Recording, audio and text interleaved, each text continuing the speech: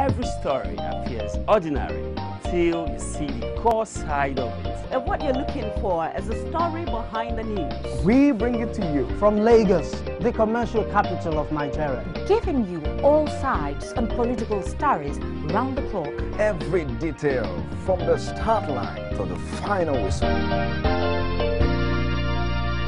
CoreTV News, expanding your view.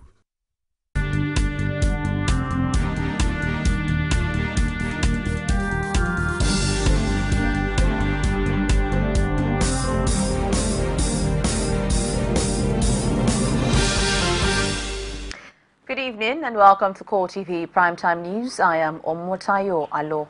In our major stories tonight, States protest grounds activities in Kaduna State. Protesters demand the release of their leader, El Zazaki.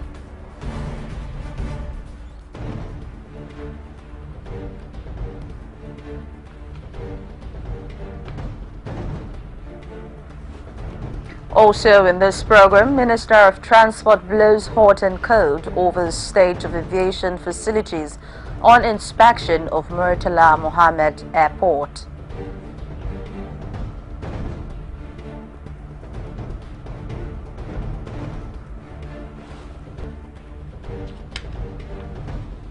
Senate to sanction contractors who abandon project to set up monitoring and evaluation committee.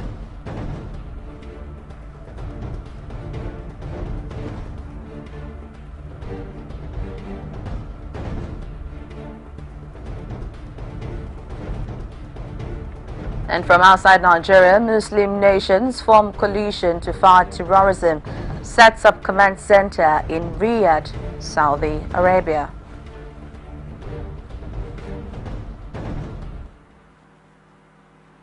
Thank you for joining us tonight. Now the news in full. Following last Saturday's violent clash in Zaria, Kaduna State, between the Nigerian army and members of the Shade sect, which led to the death of scores of the sect members, there is tension in parts of Kaduna.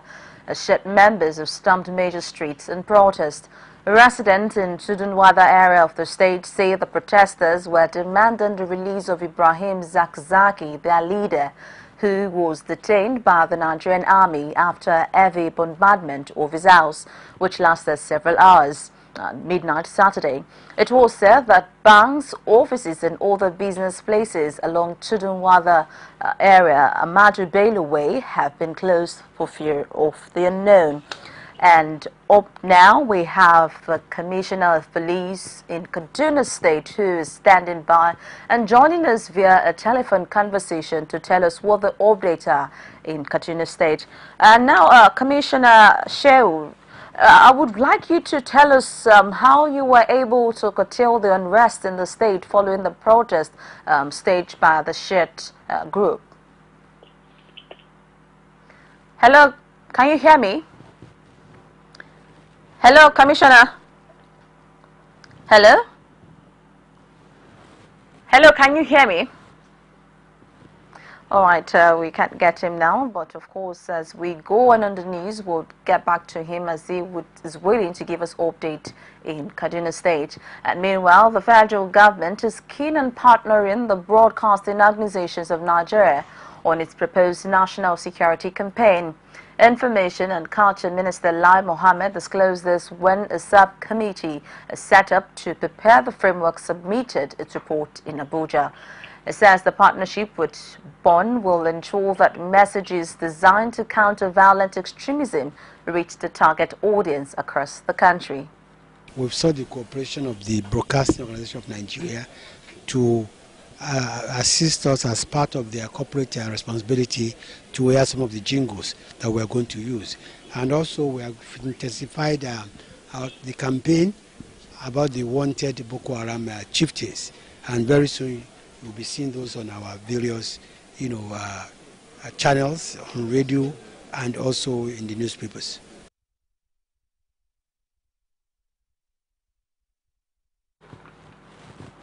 And in another development, Speaker of the House of Representatives, Yakubu Dogara, has made a case for a Northeast Development Commission to help rebuild the region. This was the thrust of a bill for act seeking the establishment of a commission which he is sponsoring. He argued that the region requires massive funding to rebuild infrastructure destroyed by Boko Haram insurgent. National Assembly correspondent Jamil Afegwa reports that the move enjoyed widespread support has been considered.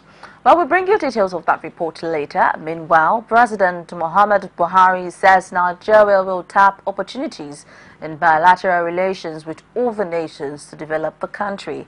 He stated this while receiving letters of credence from the new ambassador of Ecuador, Leopoldo Soto, and Claudio Quintero of Colombia. President Buhari also received a letter of credence from Solomon Jare, Zambia's commissioner to Nigeria.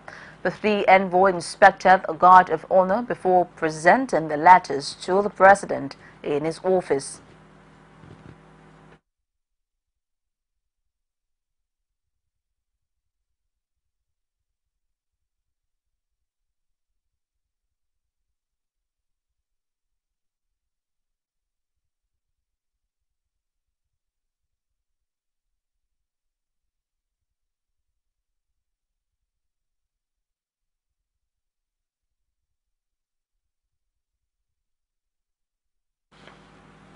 Minister of Power, Works announcing Babatunde Fashola has urged legal professionals to see themselves as social engineers. He also urged them to uphold the integrity of the law in the discharge of their duties. The minister was speaking on the sidelines of the call to bar ceremony of 1,625 fresh graduates of the Nigerian Law School in Abuja. Lawyers must see themselves as social engineers also, and the obligation and professional necessity to ventilate their clients' claims must be balanced appropriately with the developmental needs of the nation. For example, there are areas of our public life where orders are being sought, which necessarily then have the consequence of militating against development. The social engineers that they will be and officers in the Temple of Justice, obviously, and I think that the speech of the Chief Justice has appropriately captured the necessity for them to be very good citizens and also to be conscious of the totality of their environment.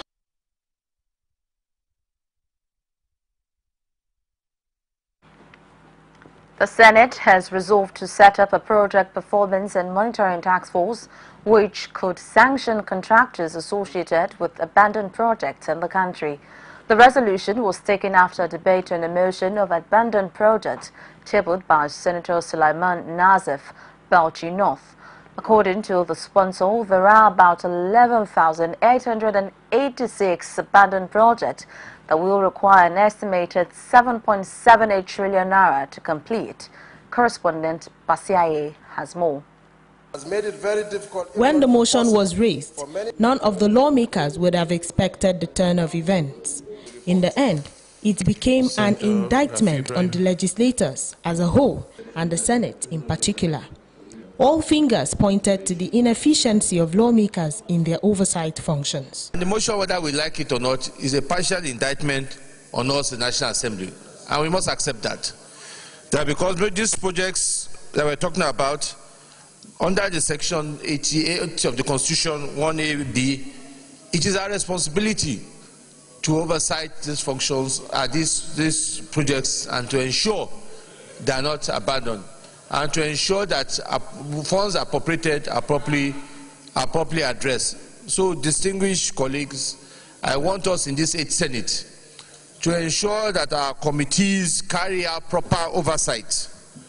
And we, as leadership, are going to ensure that we too find a way of making sure that committees do their work of oversight. Transforming projects have been abandoned to the detriment of the teeming population.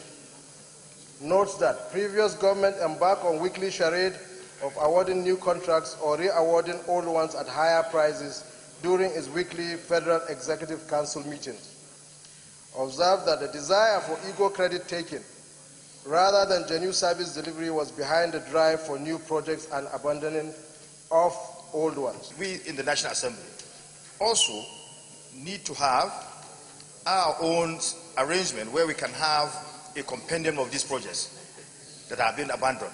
That's why it's important that we legalize, we make it efficient, we make it effective. That is the NABRO.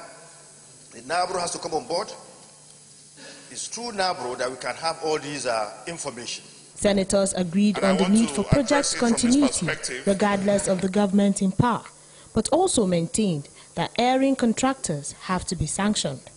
To make sure that in appropriating for capital projects, especially infrastructures, we must consider ministries, departments, and agencies of government where ongoing projects are existing before we now appropriate to new projects, thereby promoting the abandonment of ongoing projects. Contracts that are abandoned are those that have been paid for, and the contractor will take the money and vanish. Such people should be punished. Some of the lawmakers say the answer lies in respecting budgetary provisions for capital projects. Is that the zero budget system, which is now adopted, which is going to curb the abandoned projects, the number of abandoned projects that have been seen in the past due to the envelope system of budgeting, should be adopted both by the federal and the state government. In the end, the general consensus is that all forms of corruption and wastage associated with capital projects have to be brought to a halt. Basia Ye, CoreTV News, Abuja.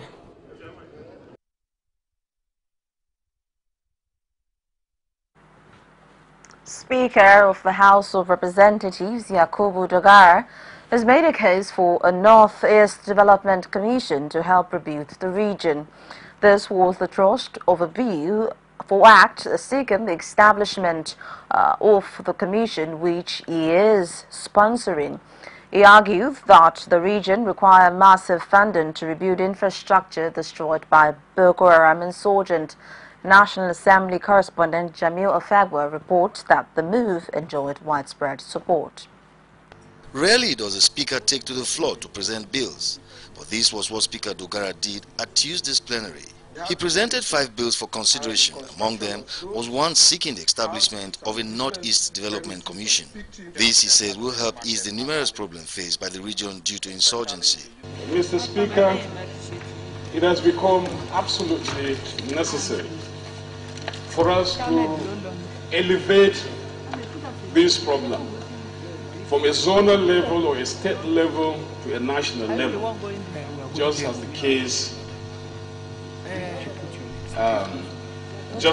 was in the case of the Niger Delta, where we had sundry acts of kidnapping and the activities of militants.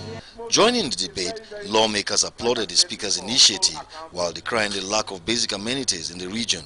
The Speaker, after the Speaker had spoken, and eloquently too, on this matter, there is very little one can add to convince Nigerians that there is need for the NEDC to be established, and the time to establish it is now. Representatives Uzoma Bonta and Minority Leader Leo Ogo agreed that serious attention must be given to the region, as many are fast becoming refugees in their country. It's a reality that the zone appears to be the least developed zone in Nigeria. The sentiments being expressed in this debate are all known to us. Therefore, the needful we need to assisting in developing the zone. Majority of the people have indirectly become displaced people in their own country. They are indirectly, while I would not want to use the word refugees, in their own nation. And not to talk of only that, I want us to look at where these people are staying, the children. And I repeat here, the children who suffer most in the crisis. They are the ones that really bleeds my heart in this situation. As a nation, we cannot expect to develop if any part of that nation is it's a drawback to our developmental effort. And so it behoves on all of us to rise up to help this region not only to catch up, but to also be in the forefront of our developmental effort. Some time ago, I was in Kigali, and I saw reconstruction going on, and that unless you were told, you would never believe that they had gone through war at around in the mid-90s. Many lawmakers argue that since the Niger Delta has a commission, there was nothing wrong with establishing it. If we look at the progenitor of the NEDC, we had the Niger Delta Development Commission. If we're trying to find out if this is going to work, all we have to look at is what happened in the Niger Delta. The bill went through second reading and was referred to the Committee on IDPs, Refugees and Northeast for further legislative input. Jamil Afegwa, CoreTV News, Abuja. Corruption has been the thorn in the flesh ravaging the country, Nigeria, with a campaign led by the administration of President Muhammadu Buhari in the fight against corruption. The role of the media has been brought to bear in this anti-corruption crusade. Meanwhile, resource persons on our breakfast show emphasized on the intricacies of corruption in the media and possible solutions to end it. Our correspondent Victoria Solomon has more.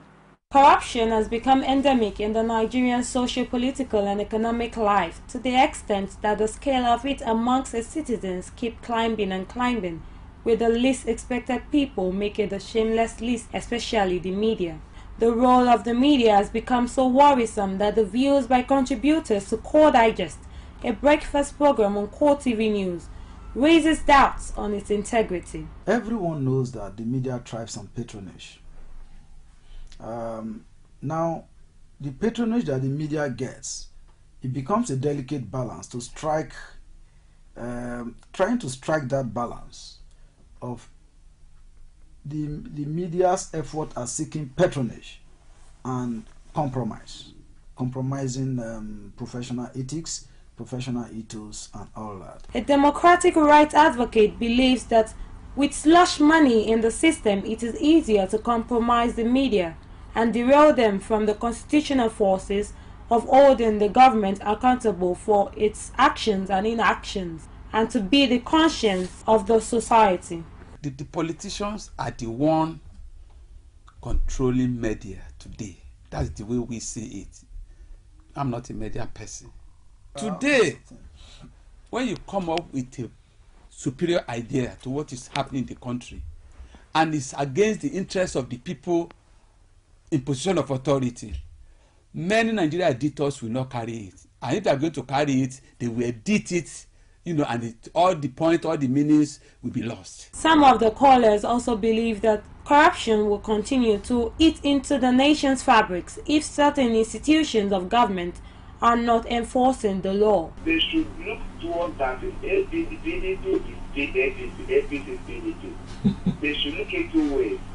Those money used for campaigning for Jonathan, some money will still have gone to APs as well. They should check and thoroughly take both of the parties and know, and they will just come out and tell us what they have done with those money. Those things should go scot-free. If the common man can make us with the news of their demise for government, I think the problem is solved, because we all know that. We normally feel that harder mind is never for sure. Look at the money that they are always being measured for security and all the rest. If all those money are being properly given to the common man, there is a lack of faith in investigating journalism. Because if the media, they are able to investigate properly, they will know what are the real facts. They don't carry any kind of news moving from social media and the public without really knowing the truth. the problem Nigeria has is the judiciary. Our judiciary here is corrupt. We have to leave those things with them and move forward. Our economy is dwindling. People are crying about hardship. So we can't focus all our mind to corruption, whereas we have a very nice authority who are supposed to be tackling those issues. The media is a warthog indeed, as a development role to play in the socio-political and economic development of the country, especially with its role enshrined in the 1999 Constitution as amended. But the question is, will it be able to restore its ad-earned integrity and reputation? Victoria Solomon, CoreTV News, Lagos. Do join us after this quick break for more stories.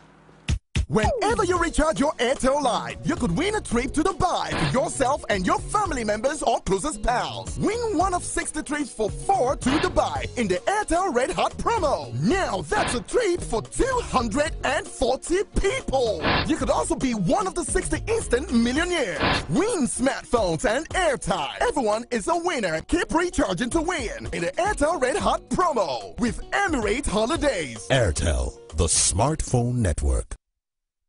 Whenever you recharge your Airtel Line, you could win a trip to Dubai for yourself and your family members or closest pals. Win one of 60 trips for 4 to Dubai in the Airtel Red Hot promo. Now that's a trip for 240 people. You could also be one of the 60 instant millionaires. Win smartphones and airtime. Everyone is a winner. Keep recharging to win in the Airtel Red Hot promo with Emirates Holidays. Airtel, the smartphone network.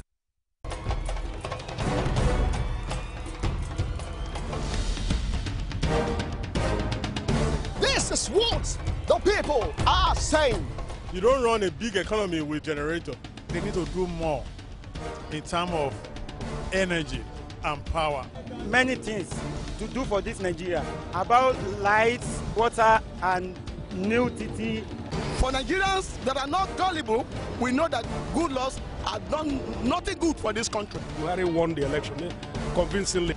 Talk to our husband that you should keep promise about what you said, and because people are watching you, you know, another election is coming. Because some people will strong for Yoruba land, will be strong man, you don't die. This nation is moving forward. The best is going to take place. The people giving voice to the voiceless. Welcome. If you're just joining us on CoreTV Primetime News, here is a quick reminder of our top stories. Shut protest grounds activities in Kaduna State as protesters demand the release of their leader, El Zazaki.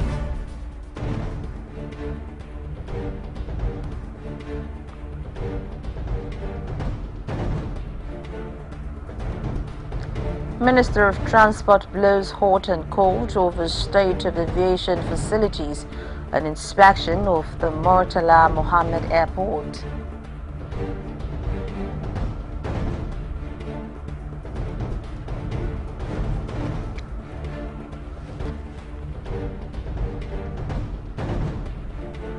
Senate to sanction contractors who abandon project to set up monitoring and evaluation committee. For more news and information, do join us on our social media platform, facebook.com/CoreTV News, our Twitter handle @CoreTV News NG.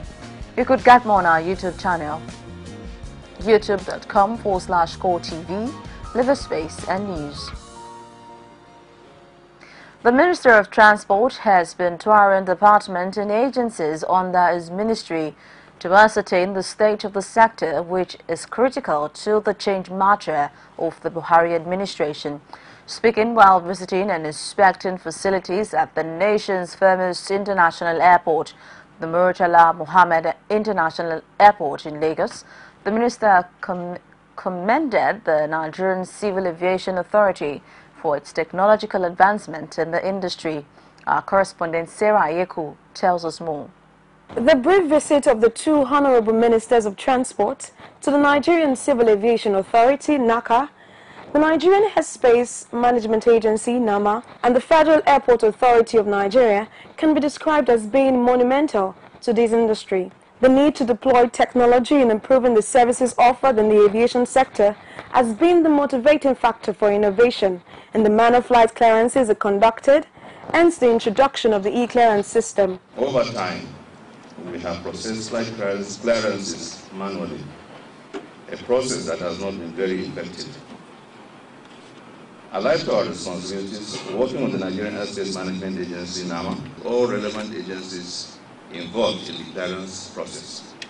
I'm sure this will shortly be demonstrated for your excellencies to see how it works. With the introduction of the e-clearance system into the Nigerian airspace coinciding with the minister's visit, commendation and congratulatory message filled the mouth of the Honorable Minister. But I think we must congratulate NCA.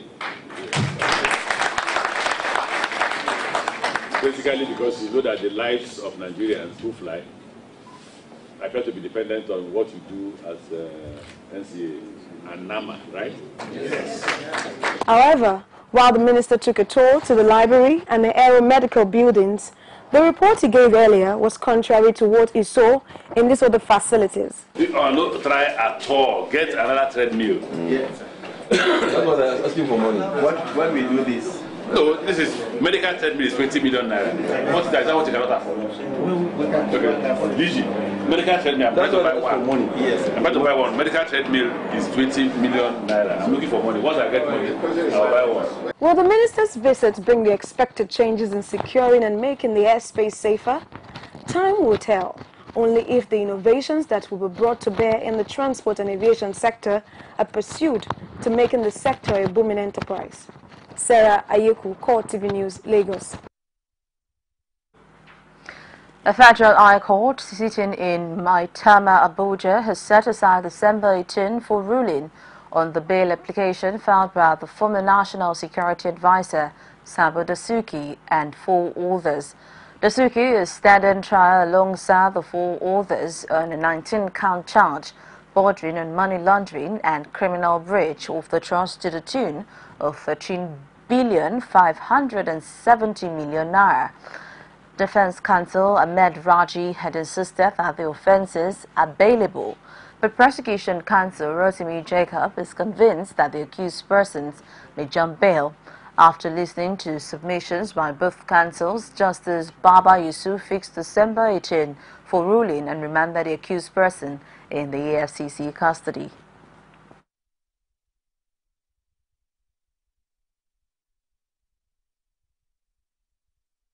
We don't know what conditions he may give. It may be on self-recognizance, that is on their personal integrity, or it may be to produce some shorties. So whichever it is, we will not know until the 18th of this month. The Economic and Financial Crimes Commission has arraigned the former Minister of State for Finance, Basha Yuguda, and former National Security Advisor, Sambo Dasuki, before an Abuja High Court sitting in Maitama, Abuja. They were docked on a 22-count charge bordering on conspiracy, bribery, abuse of office, and criminal breach of trust to the tune of 28 billion naira. Yuguda, who is the first defendant, is charged alongside Dasuki, Shuaibu Salisu, a former Director of Finance and Administration in the Office of the National Security Advisor. Others are former Sokoto State Governor Atairu Bafarawa, his son Sage, and Dalatu Investment Limited. The accused persons pleaded not guilty to the charges when they were read to them. Trial Judge Justice Peter Afem adjourned the case to Wednesday, December 16 for hearing of the bail application. Meanwhile, in Akwa Ibom, the Court of Appeal sitting in Abuja has annulled the election of the Speaker, Akwa Ibom State House of Assembly, Aniekan Eko, who also represents Ibisoko Artun constituency. The 3-man panel led by Justice Moshood Oredola upheld the lower court's decision that the election was characterized by electoral irregularities. The appellate court, however, ordered for a rerun in the constituency within 90 days. with an Ado-Ekiti High Court granting the State Independent Electoral Commission a go-ahead to conduct the Saturday 19 December local government elections. The PDP in the state converged on their state secretariat for celebration, saying the poll is to check moral corruption.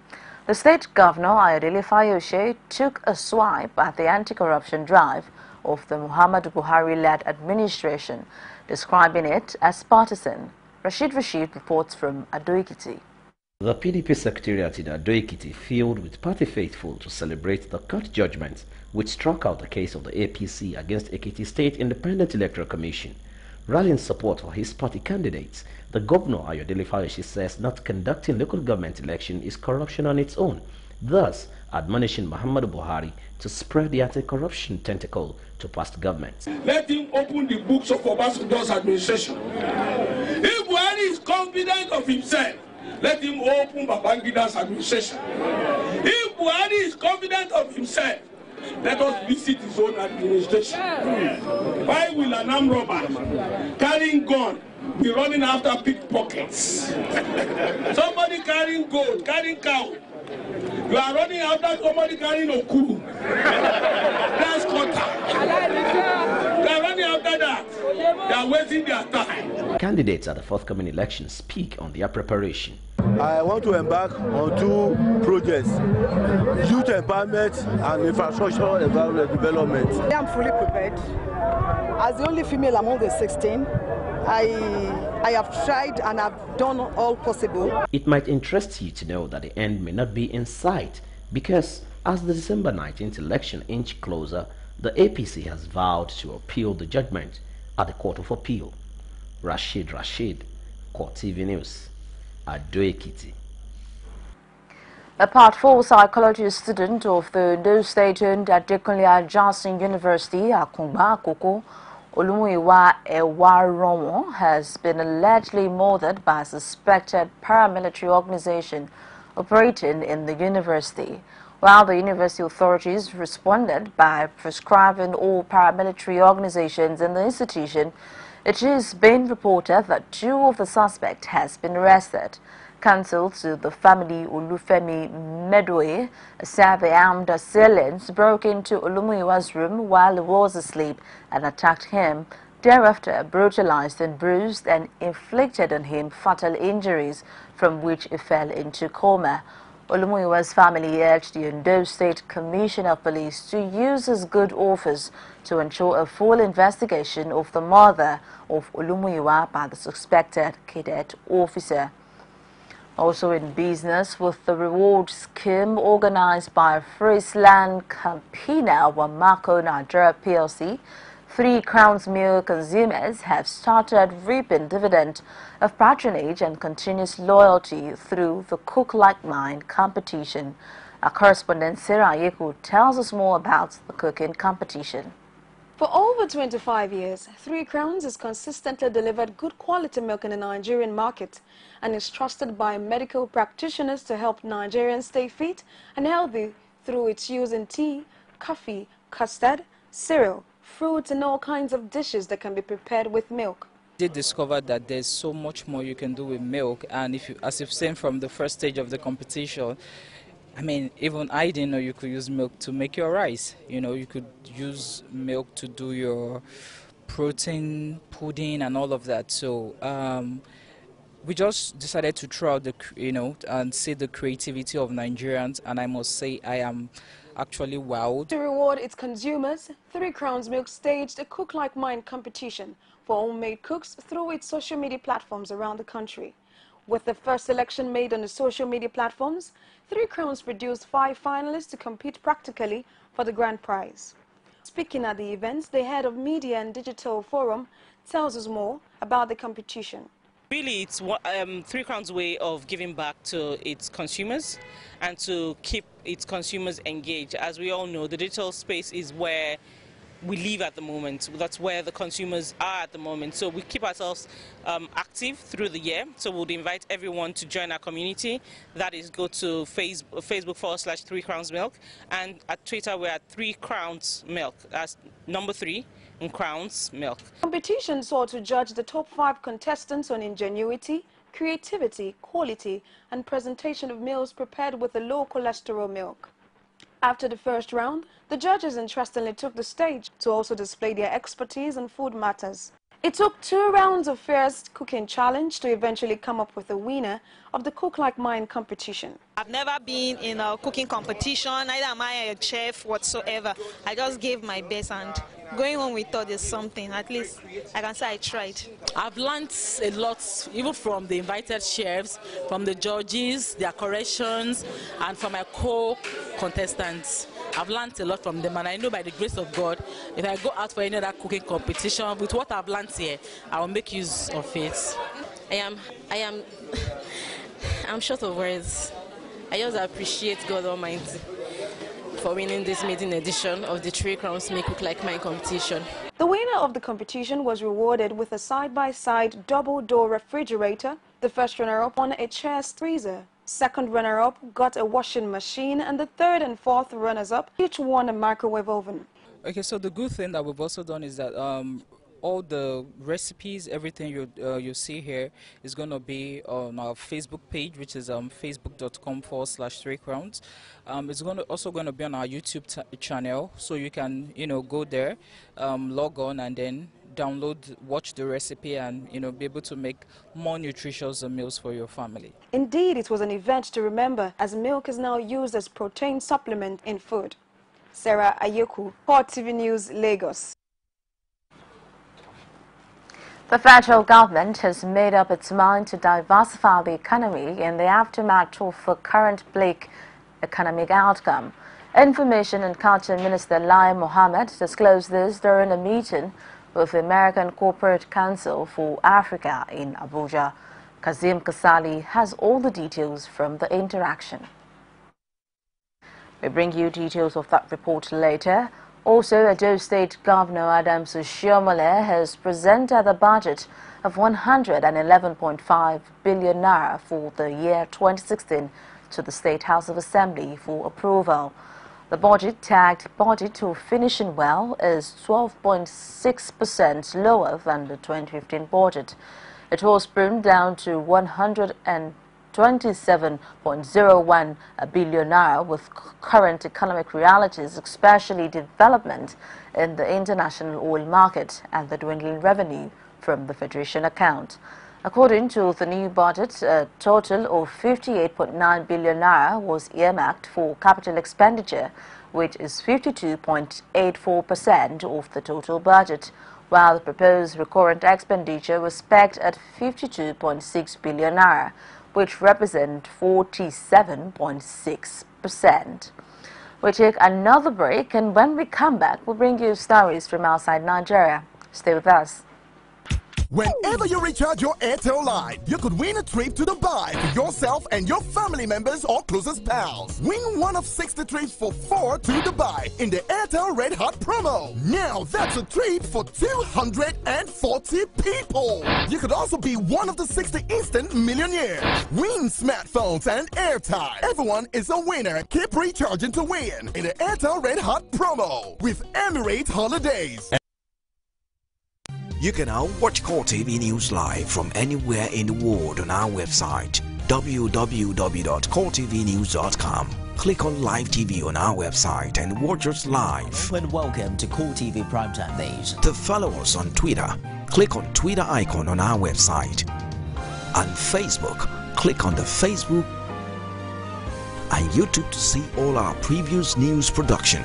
You can also watch us live on YouTube. Click CoreTV, leave a space, then News. CoreTV News, our 24-hour news station. On the foreign scene, Saudi Arabia disclosed that 34 mainly Muslim nations have joined the new military alliance to fight terrorism, and the Joint Operations Center is to be established in the Saudi capital Riyadh. Countries from Asia, Africa, and the Arab world are involved in the alliance, but Saudi Arabia's main regional rival, Iran, is not. This comes amid international pressure for Gulf Arab states to do more in the fight against a so-called Islamic State. Saudi Defense Minister Mohammed bin Salman said the new alliance would coordinate efforts against extremists in Iraq, Syria, Libya, Egypt and Afghanistan. It might interest you to know that Saudi Arabia is part of the US-led coalition against ISIS and is also leading a military intervention in Yemen against Shia Houthi rebels. U.S. Secretary of State John Kerry is in Moscow for talks to try to bridge gaps with Russia over the political process to end Syria's civil war. He is now in talks with Foreign Minister Sergei Lavrov and will later meet President Vladimir Putin. The U.S. and Russia have long disagreed on what role Syrian President Bashar al-Assad should play in the process. The U.S. wants Assad to stand down, but Russia says only the Syrian people can decide his fate. Ahead of the talks, the Russian Foreign Ministry attacked U.S. policy, accusing Washington of dividing terrorists into good and bad ones. Russia has been carrying out airstrikes it says targets positions of the Islamic State group in Syria, but the U.S. accuses Russia of bombing moderate rebels to shore up its ally, President Assad, an allegation Moscow denies. And now to sport.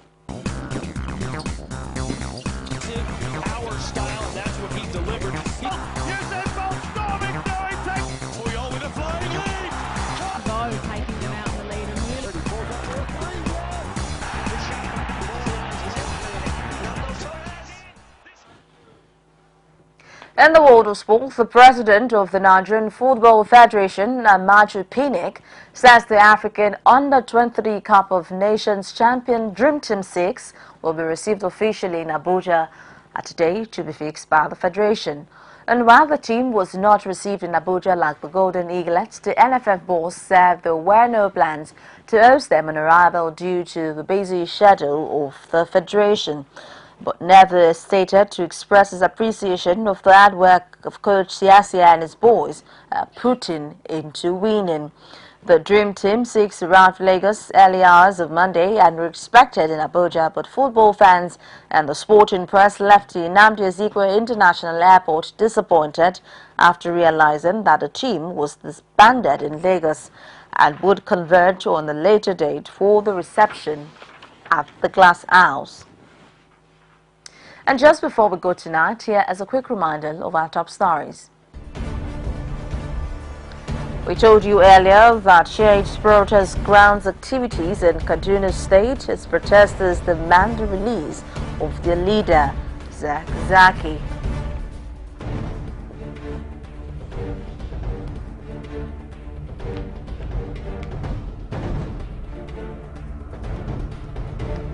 Also, Minister of Transport blows hot and cold over state of aviation facilities and inspection of the Murtala Muhammad Airport.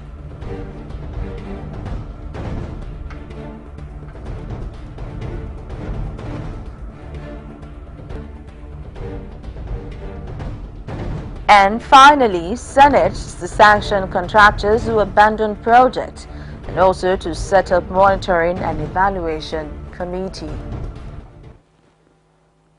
On behalf of the entire news crew, thank you so very much for joining us. My name is Omotayo Alo. Have a good night rest.